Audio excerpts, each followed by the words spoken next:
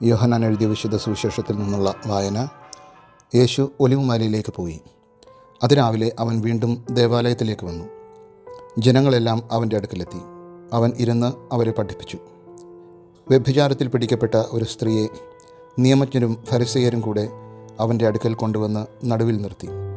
അവർ അവനോട് പറഞ്ഞു, ഗുരു, ഈ സ്ത്രീ വ്യഭിചാരത്തിൽ പിടിക്കപ്പെട്ടവളാണ്. ഇങ്ങനെയുള്ളവരെ കല്ലെറിയണമെന്നാണ് മോശ നിയമത്തിൽ കൽപ്പിച്ചിരിക്കുന്നത്. നീ എന്തു പറയുന്നു? ഇത് അവനിൽ കുറ്റം ആരോപിക്കാൻ വേണ്ടി അവനെ പരീക്ഷിച്ചുകൊണ്ട് ചോദിച്ചതാണ്. യേശുവാകട്ടെ കുനിഞ്ഞ് വിരൽ കൊണ്ട് നിലത്ത് എഴുതിക്കൊണ്ടിരുന്നു. അവർ ആവർത്തിച്ചു ചോദിച്ചുകൊണ്ടിരുന്നതിനാൽ അവൻ നിവർന്ന് അവരോട് പറഞ്ഞു, നിങ്ങളിൽ പാപം ഇല്ലാത്തവൻ ആദ്യം അവളെ കല്ലെറിയട്ടെ. അവൻ വീണ്ടും കുനിഞ്ഞ് നിലത്തെഴുതിക്കൊണ്ടിരുന്നു. എന്നാൽ ഇത് കേട്ടപ്പോൾ മുതിർന്നവർ തുടങ്ങി ഓരോരുത്തരായി സ്ഥലം വിട്ടു. ഒടുവിൽ യേശുവും നടുവിൽ നിന്നിരുന്ന ആ സ്ത്രീയും മാത്രം ശേഷിച്ചു. യേശു നിവർന്ന് അവളോട് ചോദിച്ചു, സ്ത്രീയെ, അവരെവിടെ? ആരും നിന്നെ വിധിച്ചില്ലേ?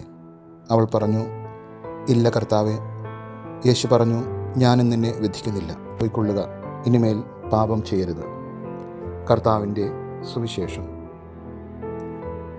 നിങ്ങളിൽ പാപം ഇല്ലാത്തവൻ ആദ്യം അവളെ കല്ലെറിയട്ടെ. മോശയുടെ നിയമം പറഞ്ഞുകൊണ്ടാണ് കർത്താവിൻ്റെ അടുക്കൽ വ്യഭിചാരത്തിൽ പിടിക്കപ്പെട്ട സ്ത്രീയെ കല്ലെറിഞ്ഞു കൊല്ലുവാൻ വേണ്ടി അവർ കൊണ്ടുവന്നത്. അത് കർത്താവിനെ പരീക്ഷിക്കാൻ വേണ്ടിയായിരുന്നു. എന്നാൽ മോശയുടെ നിയമപ്രകാരം വ്യഭിചാരത്തിൽ പിടിക്കപ്പെട്ട സ്ത്രീയെ മാത്രമല്ല, പുരുഷനെയും കൊല്ലണം എന്നാണ് പറഞ്ഞിട്ടുള്ളത്. എന്നാൽ ഇവിടെ സ്ത്രീയെ മാത്രമാണ് കർത്താവിൻ്റെ മുമ്പിൽ കല്ലെറിയുവാൻ വേണ്ടി അവർ കൊണ്ടുവന്നത്. അപ്പോൾ കർത്താവ് പറയുന്നു, നിങ്ങളിൽ പാപമില്ലാത്തവൻ ആദ്യം അവളെ കല്ലെറിയട്ടെ. ഈ വാക്കുകൾ കേട്ട് ഓരോരുത്തരായി കല്ലുകൾ താഴെയിട്ട് തിരിഞ്ഞ് പോവുകയായിരുന്നു. എന്താണ് കർത്താവ് പറഞ്ഞതിൻ്റെ അർത്ഥം? ആരാണ് ഒരു പാപവും ചെയ്യാത്തത്? പാപമില്ലാത്തത് ദൈവത്തിൽ മാത്രമാണ്. ദൈവത്തിന് മാത്രമാണ് മറ്റൊരാളെ വിധിക്കുവാൻ അവകാശമുള്ളൂ. ശിക്ഷിക്കുവാനും വിധി നടത്തുവാനും അധികാരമുള്ളത് ദൈവത്തിന് മാത്രമാണ്. മനുഷ്യരെല്ലാവരും പാപികളും ബലഹീനരുമാണ്.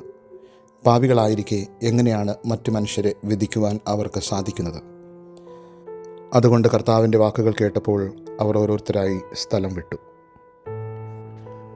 കരുണാമയനായ ദൈവമേ, പലപ്പോഴും കല്ലുകളെടുക്കുവാൻ ആഗ്രഹിക്കുന്നവരാണ് ഞങ്ങൾ. പലപ്പോഴും പലരെയും എറിഞ്ഞിട്ടുമുണ്ട്. എന്നാൽ പല സമയത്തും എറികൊള്ളുന്ന വ്യക്തികളെക്കാൾ ഞങ്ങൾ കൂടുതൽ പാപികളായിരുന്നിട്ടും അത് മറച്ചുവെച്ചുകൊണ്ടാണ് ഇങ്ങനെയൊക്കെ ചെയ്തിട്ടുള്ളത്. സ്വന്തം പാപങ്ങളെപ്പറ്റി പശ്ചാത്തപിക്കുവാനും ഒരിക്കൽ പോലും ഞങ്ങളുടെ കൈകളിൽ മറ്റുള്ളവരെ എറിയുവാൻ കല്ലുകൾ ശേഖരിക്കാതിരിക്കാനും ഞങ്ങളെ അനുഗ്രഹിക്കണമേ. ആമേൻ.